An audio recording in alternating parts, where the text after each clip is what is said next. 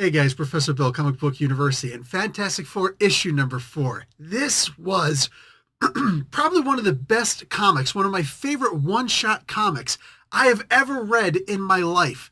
This was so amazing. I'm sitting here reading this like, no, is this really happening? This isn't going to go to a part 2, is it? And it didn't. It stopped here. You can read this comic book and just enjoy it. And you'll learn a new word. First appearance of a new kind of creature, and there's several of them around, Western worlds, Western countries. And holy crap, because that's probably the only place it would actually work, right? This was so much fun. Plus, I got to see a British person yell out, "Oi!" and pull out a machine gun, and his friend does the exact same thing. I know, it's so much packed into one comic book. How could that be? Let's get talking about all that good stuff. First, credit where credit is due. So this issue is called Basic Obedience. The writer is Ryan North. The penciler is Humberto Ramos. The inker is Victor Olazabra. And the colorist is Edgar Delgado. Ramos and Delgado does the cover. They do the cover. Letters by VC's Joe Caramagna. Whole lot of variant covers out there. I'm surprised they're still doing this many variant covers, but I'll tell you what, when a comic book has been this good for 4 issues in, keep it up. Because if they're selling, fine, do it, whatever. I don't even care. Just keep making great comics like this. And the Fantastic Four were created by Stan Lee and Jack Kirby. So, my peepa deeps. The first page, I thought, this is brilliant. Because Alicia comes home, Alicia Masters, right? Blind chick.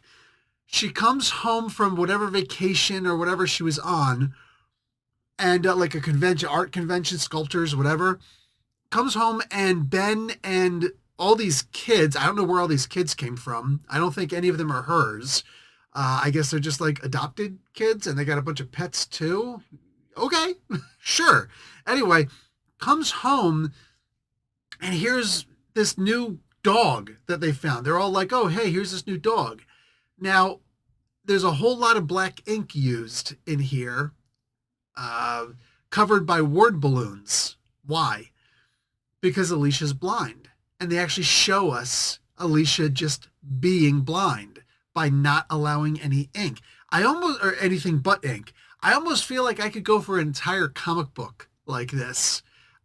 Honestly, I'd be interested in trying it. Would it have to actually be a comic book? I don't know. Maybe it could just be a novel, mini novel. Maybe it could be a video. I don't know. I don't know how they would do it. Like, I don't want to put a whole lot of thought into it. I just now thought about something like that. But this first page was brilliant, right? Maybe it could just be an audiobook. There you go. This was so much fun. And then the very next page, I'm ticked off at Ryan North, because I'm thinking, seriously, they're messing with her for being blind? Because this thing is a big purple tentacled thing that's like turning her skin purple and doing all these terrible things. And it's like, but they're saying that it's a dog. I'm like, these guys are a-holes. Like, I wouldn't do something like that. Like, wow, you guys are just so wrong. And then you get to the third page, and you have to change your entire mind, you do an entire mind shift, right? Change, I don't know, the paradigm of your thinking, because it happens again where you're like, oh, something else is going on here. This was such a spectacular comic book. So far I said amazing and spectacular. The next one I'll say is, this was such a web of comic book, because like, wow, this was so good. If you didn't get that one, ask in the comments. I loved this. Oh, wow, this was so good. Great use of Reed in this. The idea, like, his obsession is what winds up saving the day. Her being blind, her handicap, is actually something that also saves the day. Her handicap basically becomes a superpower, right? It's very rare when you can do something like that, because let's face it, handicaps are not superpowers. They're something that we are missing, that we should not be missing, and it's messed up that we're missing it, but, we're survivors. We're tough. Human beings are far tougher than we give ourselves credit for. So she she just goes on with life, and it winds up helping her, at least for a little while. And I love this.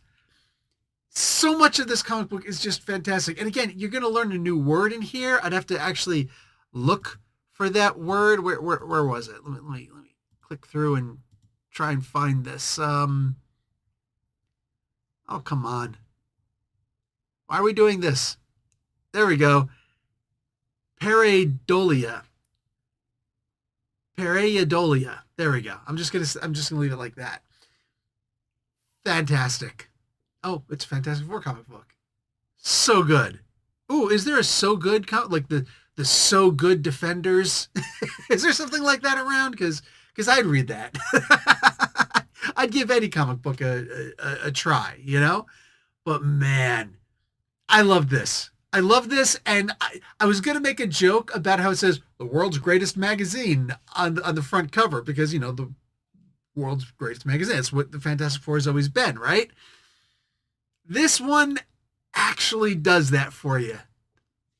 Guys, buy the comic book. Don't clown around. No kidding. No screwing around. No, oh, well, I don't know, maybe. Can I trust what Bill's saying? Yes, you can, and you're a butt if you don't. All right, there we go. That's as violent as I'm going to get, as language ridden and laden as I'm going to get. Okay, it's a family channel. All right, and this is Marvel's first family, and they're fantastic, and it's a freaking amazing comic book. I loved this.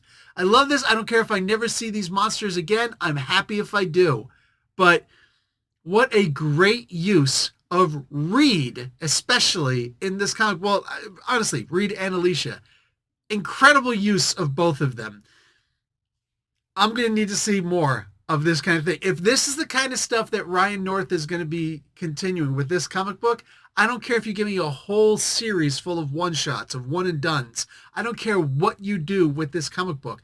I will continue reading it if we're getting stories like this, stories that actually make you think. At this point, my peeps, I really don't want to see anybody else on the Fantastic Four. I want Ryan North staying on this book. If we got to tie him to a post and feed him gruel just to keep his strength up so he can keep it. If we got to tie him to the freaking wheel of woe, no, that's the tree of woe. If we got to put him up on the tree of woe, all right? If we got to tie him to, what's that thing that Conan had to push, right? He had to keep on pushing the thing around and around. It didn't do anything. If we got to tie him to one of those, I say do it. All right.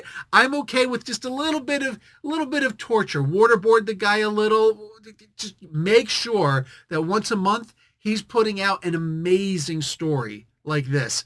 I loved this. The art, it's Humberto Ramos. This is where he's at. I like him better on, and I really dug his Spider-Man. I know a lot of people didn't. I hear you. We're just going to have to agree to disagree on that. But I love his work on this Fantastic Four comic way more than I even loved his Spider-Man stuff. The guy is superb. All right? This was, I don't know if this is the perfect comic book, but this is the kind of comic book that literally you sit there, you read it, you hand it off to your son and say, don't mess it up because I'm going to want to reread that one. It's a classic. Guys, get the comic book. I'll talk to you guys later. Like the video, watch an ad. Professor Bill, Comic Book University. Class dismissed.